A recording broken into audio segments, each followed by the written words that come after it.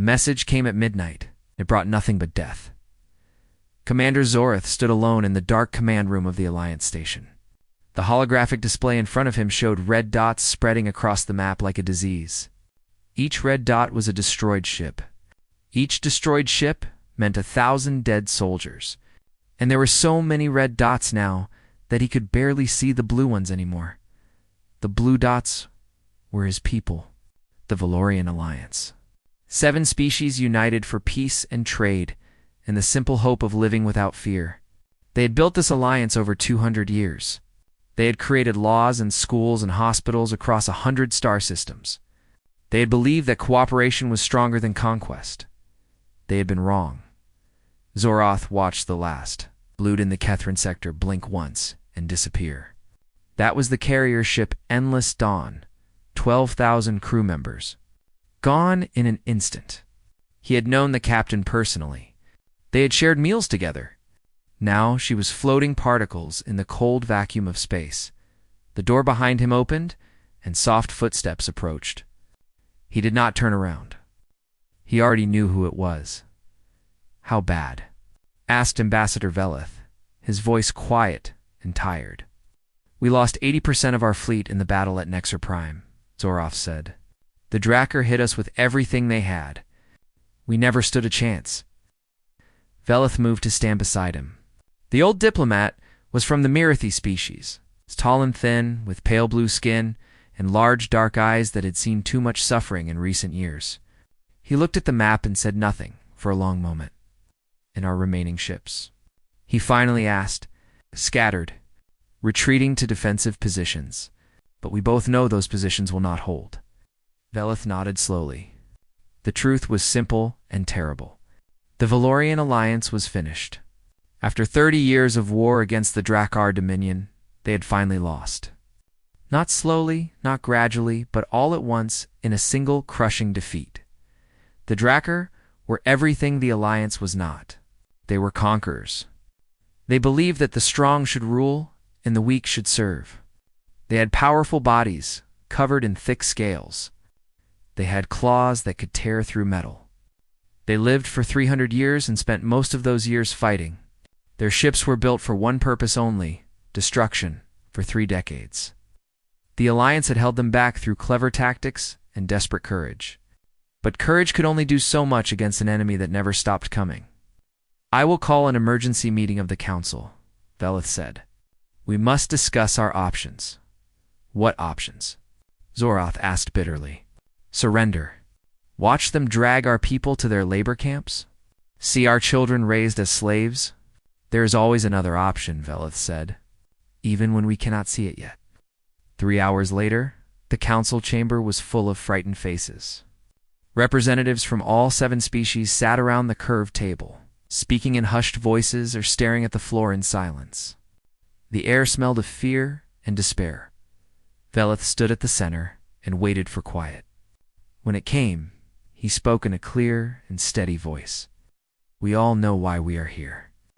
Our military has suffered a defeat from which we cannot recover. The Drakkar fleet will reach our core systems within 6 months.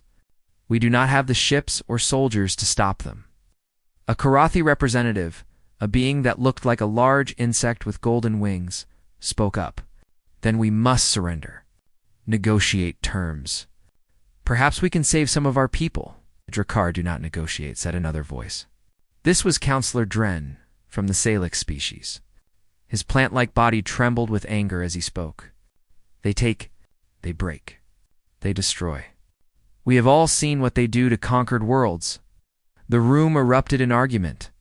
Some demanded immediate surrender. Others called for a final desperate battle. A few suggested scattering across the galaxy to hide and survive in secret. Veleth raised his hand and waited for silence again. "I have a different proposal," he said. "I believe we should contact the humans." The room went completely still. Then, slowly, confused murmurs began to spread. "The humans," said the Korathi representative. "Those small creatures from the Sol system? They are primitives. They only developed faster than light travel 100 years ago. They have no standing in galactic affairs.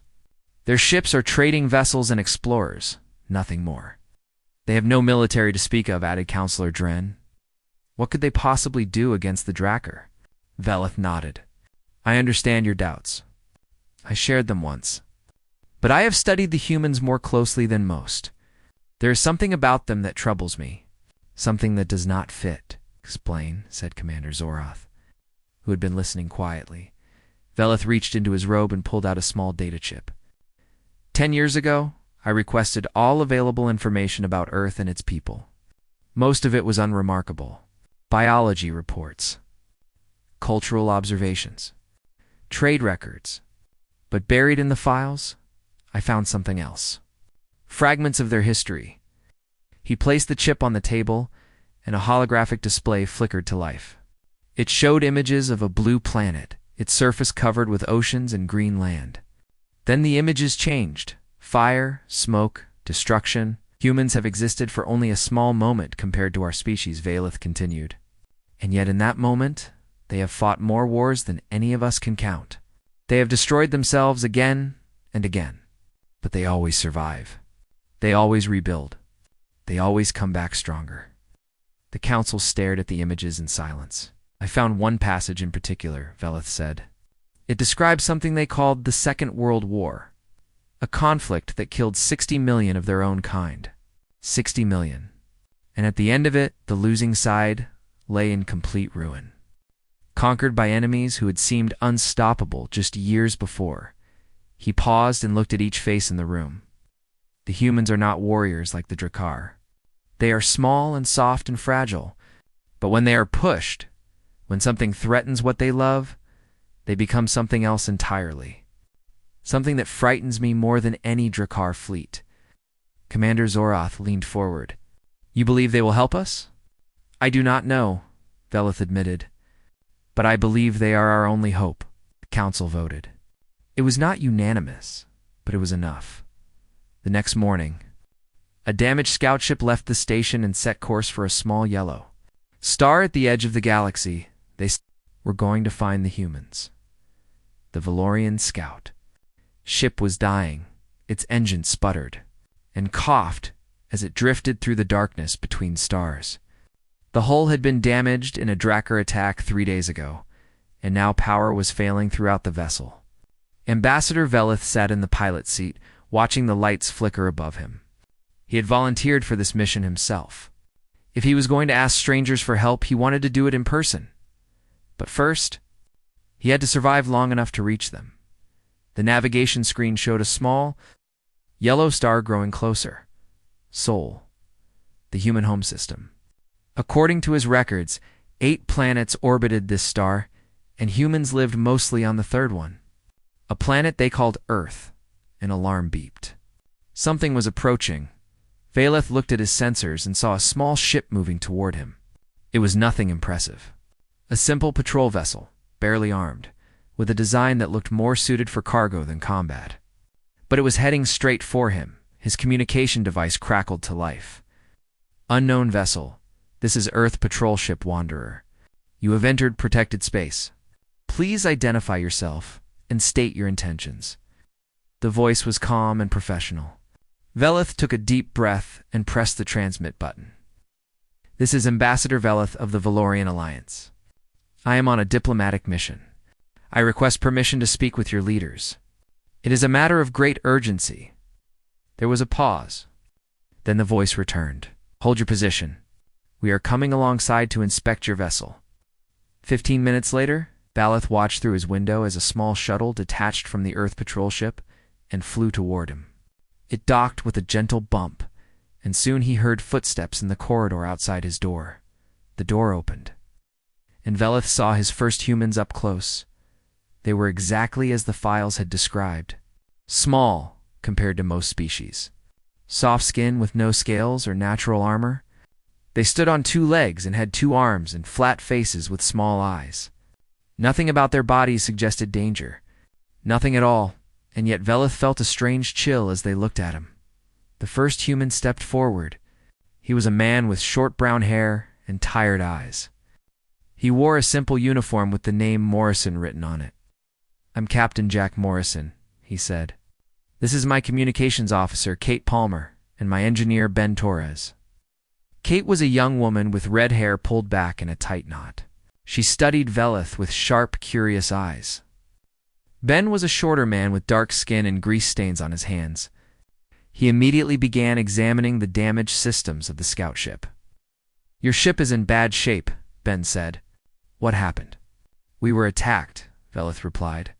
"The Drakkar Dominion has been at war with my people for 30 years. We are losing." Jack raised an eyebrow. "I've heard of the Drakkar. Big lizard types, right? Nasty reputation." "The reputation is well earned," Velith said quietly. Kate stepped forward with a small device in her hand. "Ambassador, I need to scan you for weapons." "Standard procedure." Velith spread his arms and allowed her to pass the device over his body. When she finished, she nodded at Jack. "Clean. No weapons, no recording devices." Jack crossed his arms and looked at Velith directly. "All right, Ambassador. You said this was urgent. Talk." Velith told them everything.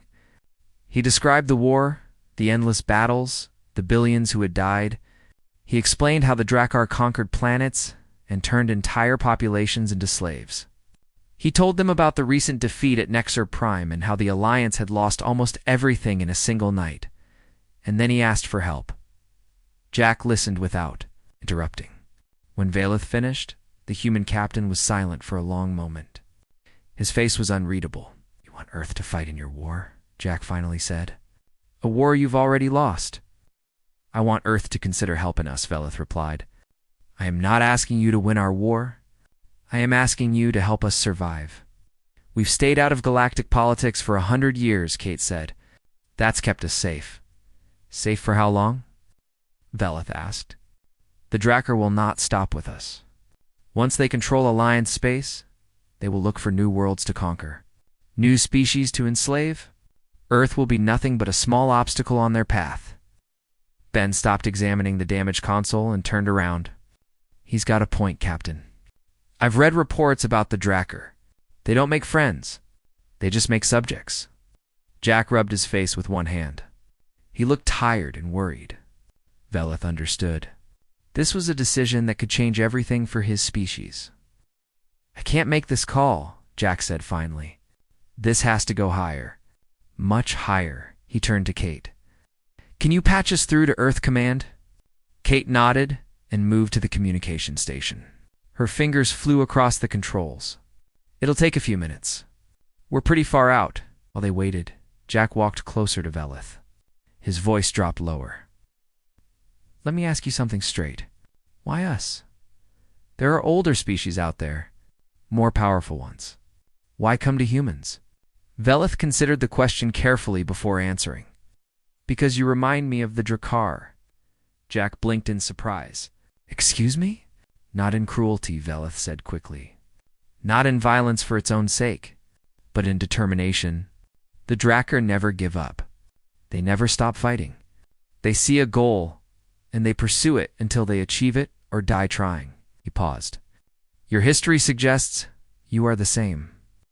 Jack was quiet for a moment. Then a small smile crossed his face. "I'm not sure if that was a compliment or an insult." "It was an observation," Velith said, "and a hope." The communication screen flickered to life. A woman appeared on it. She wore a formal military uniform and had gray hair cut short. Her eyes were dark and serious. "Captain Morrison," she said. "I'm Admiral Laura Chen, United Earth Defense Council. I've been briefed on your situation. Put the ambassador on." Velith stepped forward. For the next hour, he repeated everything he had told Jack. He answered dozens of questions about the Drakkar, the Alliance, the war, and what was at stake. Admiral Chen listened carefully, occasionally asking for more details or clarification. When Velith finished, she was silent for a long moment. "How long until the Drakkar reach your remaining territory?" she asked. 6 months. Perhaps less." Admiral Chen nodded slowly. Her expression gave nothing away. "We will need to discuss this," she said. "Give me 48 hours." Velith felt his heart sink. 48 hours felt like an eternity when every moment brought the Drakkar closer. But Admiral Chen was not finished. "However," she continued, "I want you to know something. I've read about the Drakkar. I've seen reports of what they do to conquered peoples, and I do not like bullies." She leaned forward slightly, and something changed in her eyes, something cold and hard. "If we decide to help you, we will not come halfway. We will come with everything we have, and the Drakkar will learn what happens when they threaten people under our protection." The screen went dark, Jack.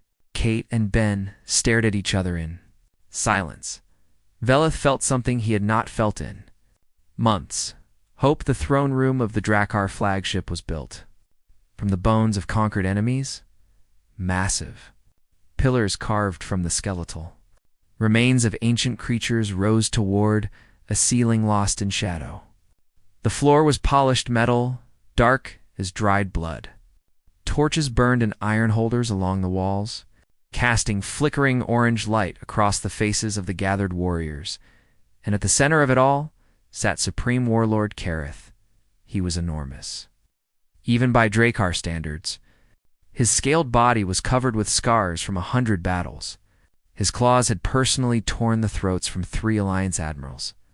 His eyes glowed with a cold yellow fire that made lesser beings tremble. Today, those eyes showed satisfaction. "Read the report again," he commanded. General Vashrik, his most trusted officer, stepped forward and bowed low. "As you wish, Supreme Warlord. At the Battle of Nexar Prime, our fleet destroyed 80% of the Alliance's remaining warships. We lost only 12% of our own forces. Their defensive lines have collapsed completely. Their core systems will be unprotected within 3 months." A rumble of approval spread through the assembled generals. Many of them clashed their claws together in celebration.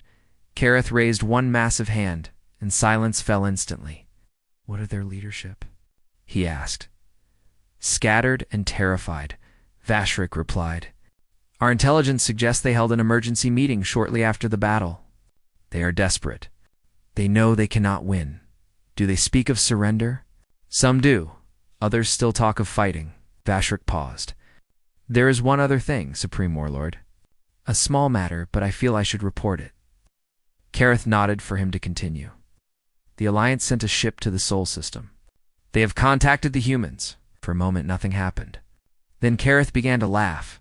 It was a terrible sound, deep and rumbling, like thunder before a storm.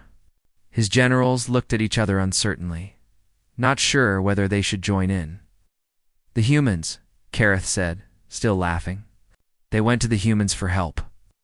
He rose from his throne and walked down the steps toward Vashrik. Each footstep shook the floor. "Tell me about these humans," he said. "Remind me." Vashrik pulled out a small display device and activated it. Images appeared in the air between them. Species designation: human. Homeworld Earth, 3rd planet of the Sol system. They developed faster than light travel approximately 100 years ago. Current population across all colonies, approximately 15 billion. Average lifespan, 80 to 90 years. Barely enough time to learn anything useful. Physical characteristics, Vashrik continued. Average height, 1.7 meters. No natural weapons. No claws, no armor plating, no venom glands. Soft skin that can be easily punctured. They require rest for approximately 8 hours per day. They cannot survive in extreme temperatures without artificial protection. "Pathetic," one of the generals muttered. Vashrik nodded. "Their military is minimal. A few hundred patrol ships, mostly used for policing trade routes and protecting against pirates. No significant warship production. No history of major conflict with other species. They have maintained strict neutrality in all galactic affairs." Kareth looked at the images of humans displayed before him. Small creatures standing in their cities, going about their lives. They looked so fragile, so weak. "This is what the Alliance turns to in their final moments," he said. "Creatures that would die from a single blow of my fist." He turned to his generals, spreading his arms wide. "Let them have their hope. Let them believe these soft little animals will save them. When we crush the Alliance, we will take Earth as well. Their planet will provide us with fresh slaves. Their technology, primitive as it is, will be absorbed into our dominion."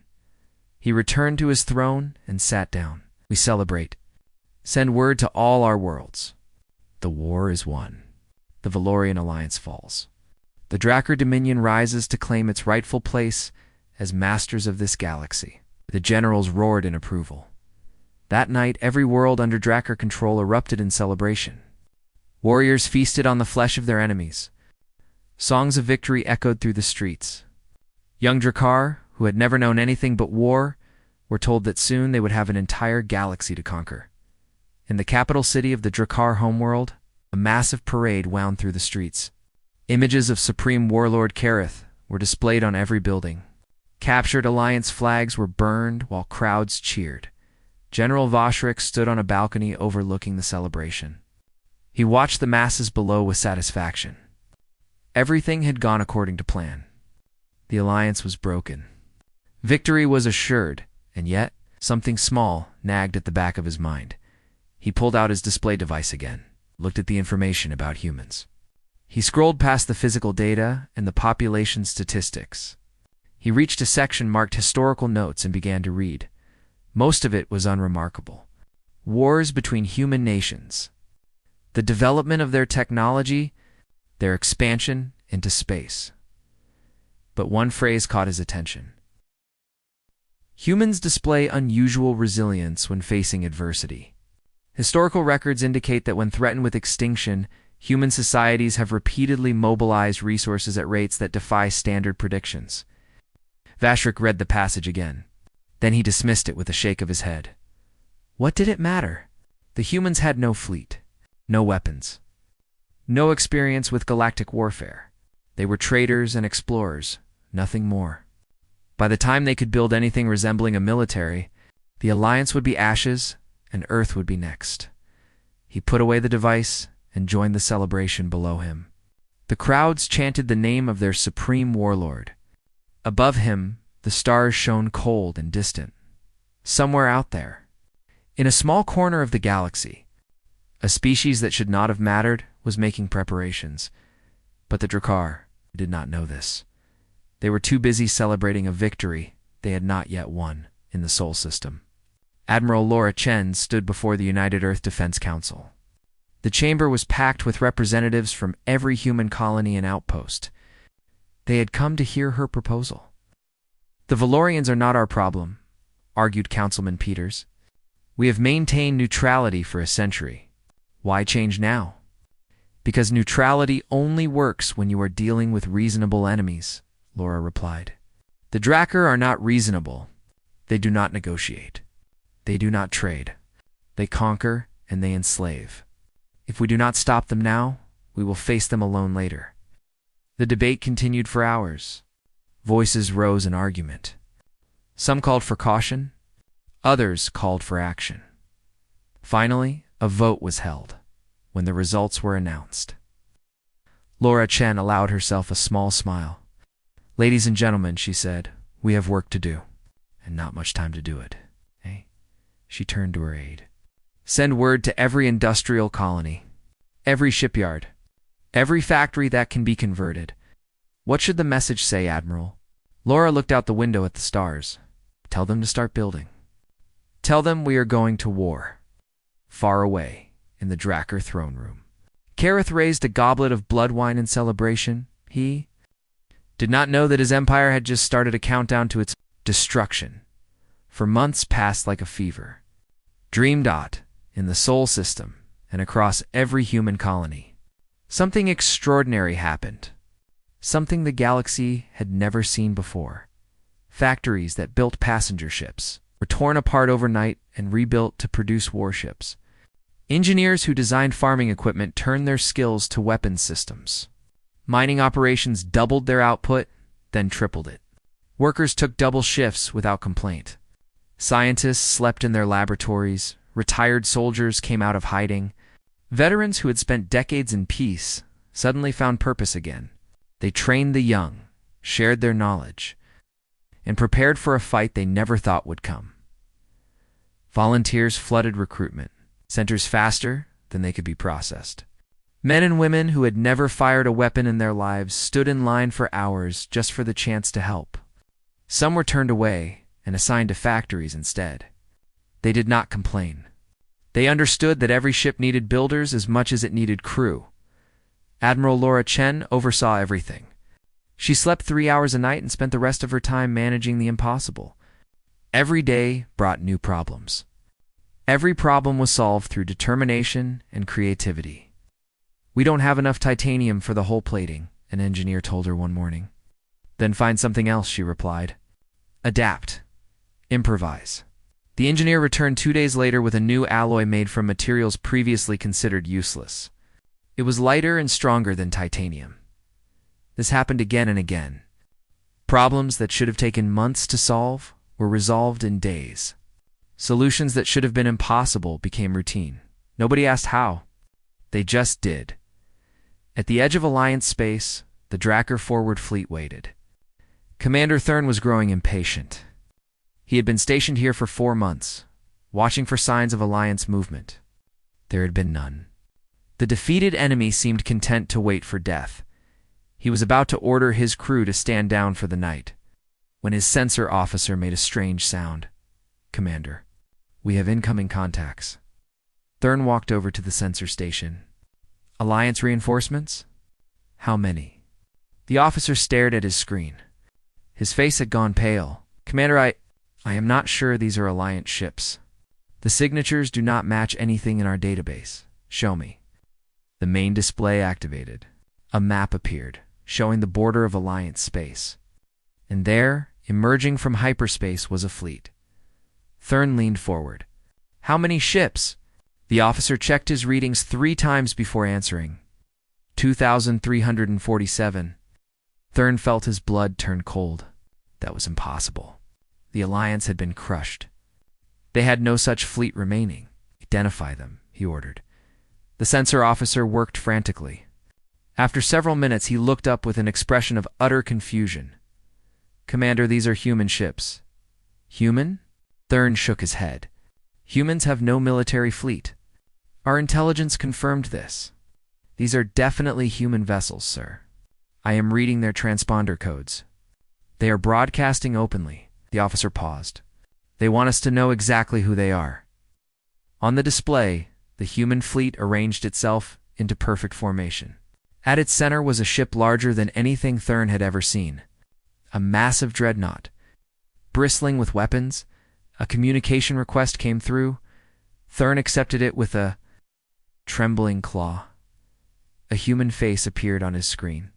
A woman with gray hair and cold, hard eyes. She wore a military uniform covered with medals. "I am Admiral Laura Chen of the United Earth Defense Fleet," she said. "You have been found guilty of crimes against the sentient peoples of this galaxy. You have 30 minutes to power down your weapons and surrender. If you do not comply, you will be destroyed." Thurn stared at her. "This is impossible. 4 months ago, you had nothing. A few patrol ships. Nothing more." Admiral Chen smiled. But there was no warmth in it. For months is a very long time for humans. Thurn cut the communication and immediately contacted Supreme Warlord Kareth on an emergency channel. When the warlord's face appeared, Thurn could barely form words. "Supreme Warlord, the humans have arrived. They have a fleet of over 2,000 warships. I do not understand how this is possible."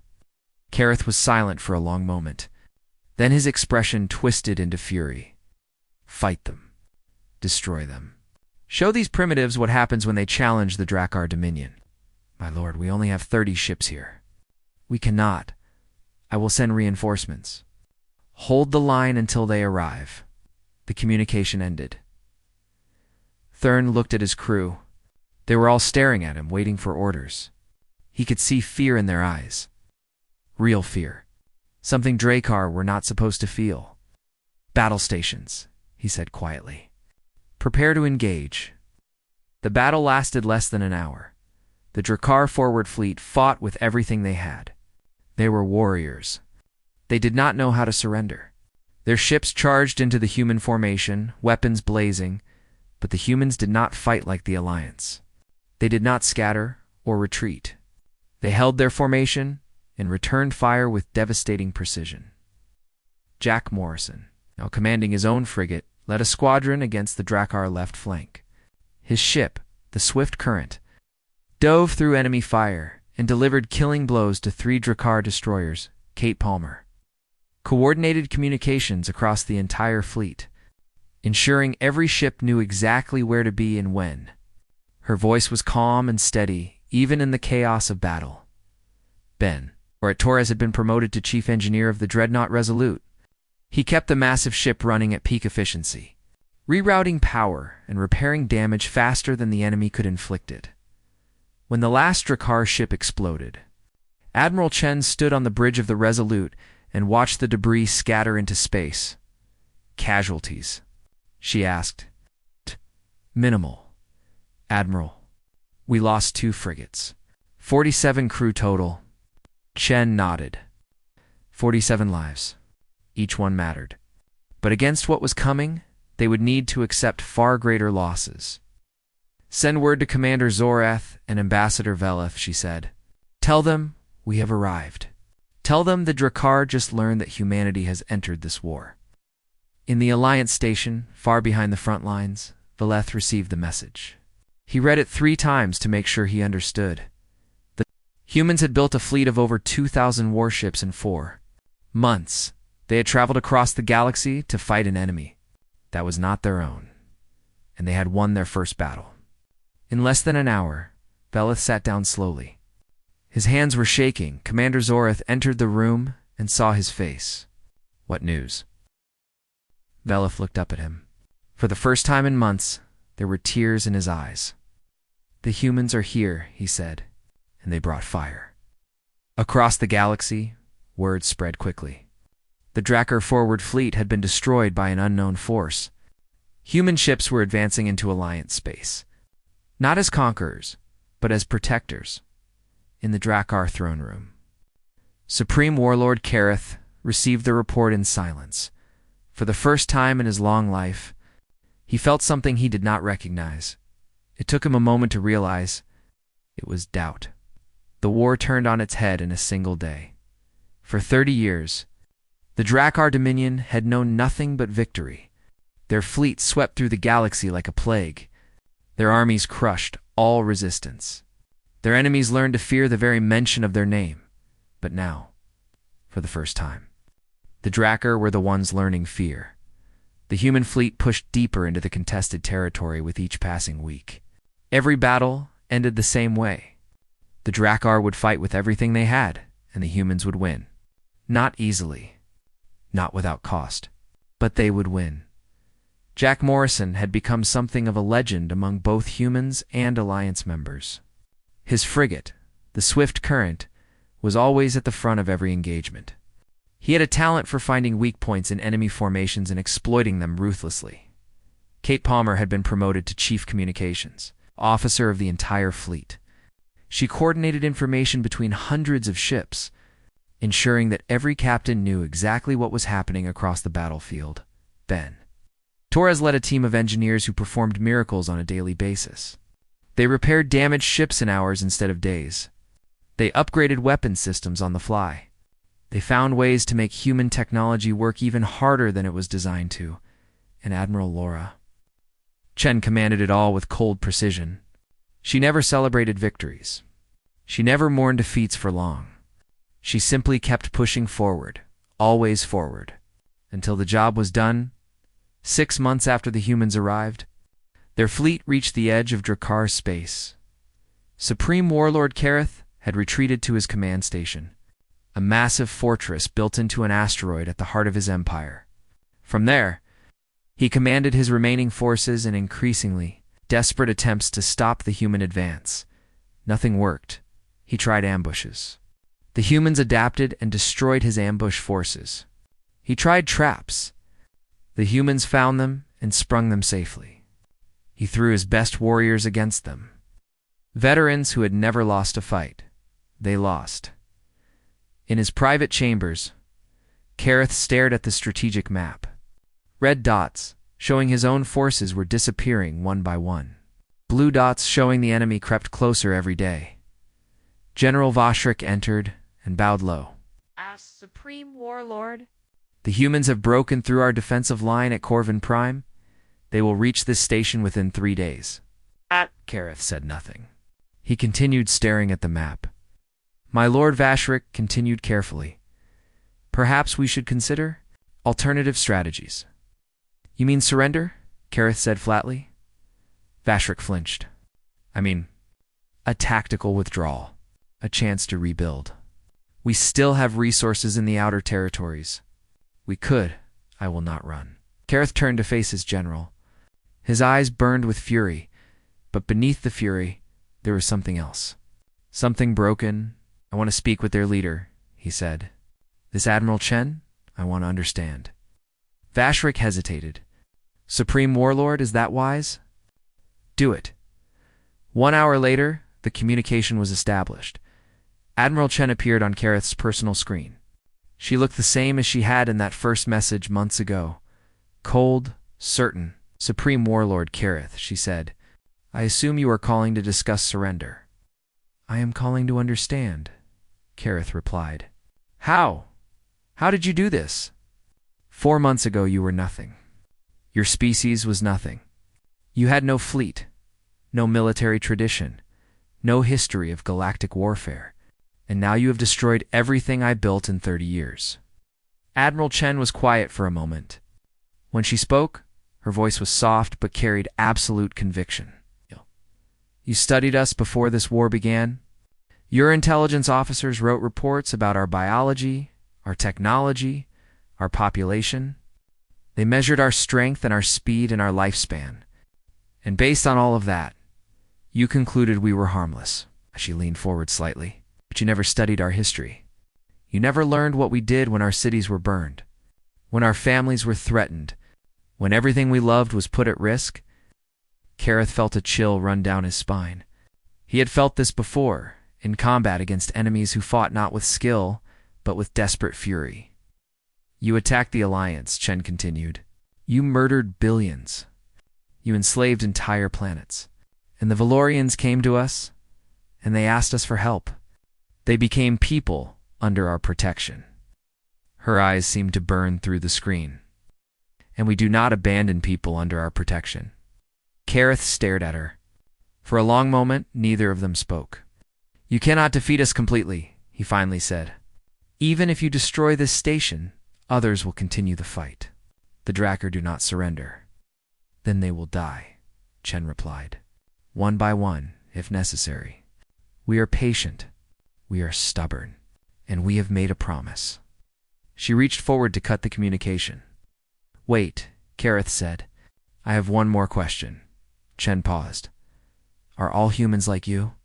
For the first time, something like warmth flickered across Chen's face. Not friendship, not mercy, but recognition. Yes, she said. We are all like this. Every single one of us. And that is why you have already lost. The screen went dark. 3 days later, the human fleet surrounded Kareth's command station. The final battle was fierce and bloody. The Drakkar fought to the last, as they always did. Kareth himself died on the bridge of his station, claws extended, still swinging at enemies who had already shot him a dozen times. The Drakkar Dominion did not fall immediately. The war continued for another 2 years. But their spirit was broken. Their certainty had shattered. They had believed themselves invincible, and that belief had been proved false. In the end, the surviving Drakkar accepted terms of surrender. Their empire was dissolved. Their weapons were destroyed. Their conquered peoples were freed. The Valorian alliance rebuilt. 7 species became 8, with humanity taking its place among them. Ambassador Veleth lived to see the peace he had hoped for, though he never forgot how close they had come to annihilation. Jack Morrison retired from the military and returned to piloting cargo ships. Kate Palmer became the Alliance's chief diplomat for human affairs. Ben Torres opened an engineering school that taught both humans and aliens, and Admiral Laura. Chen gave one final speech before stepping down from command. We did not seek this war, she said to the gathered representatives of all 8 species. We did not want it. But when innocent people were threatened, when evil seemed unstoppable, we chose to act. Not because we are the strongest or the bravest, but because that is who we are. That is what humans do. She paused and looked out at the crowd. Let this be a lesson to anyone who thinks they can prey on the weak. Let them remember what happened to the Drakkar, and let them remember why. The crowd erupted in cheers. Later that night, Ambassador Velith found Admiral Chen standing alone on a balcony, looking up at the stars. "You saved us," he said quietly. "We saved each other," she replied. Velith stood beside her in comfortable silence for a long moment. "I never told you," he finally said. "What made me believe humans could help us? The file I found in our archives." Chen looked at him curiously. Velith smiled. "It was a quote from your history, about something you call the Second World War, a conflict where your enemies thought they were invincible, where they attacked you when you seemed weak and unprepared." "It?" Chen asked. The quote said, "They bombed us. So we built more ships than they could count, crossed an ocean they thought would protect them, and ended their empire in 4 years." Chen laughed softly. It was the first time Velith had ever heard her truly laugh. "That sounds about right," she said. They stood together under the stars, two representatives of different species, joined by a bond forged in war. The galaxy was at peace, and the humans had made sure everyone remembered why.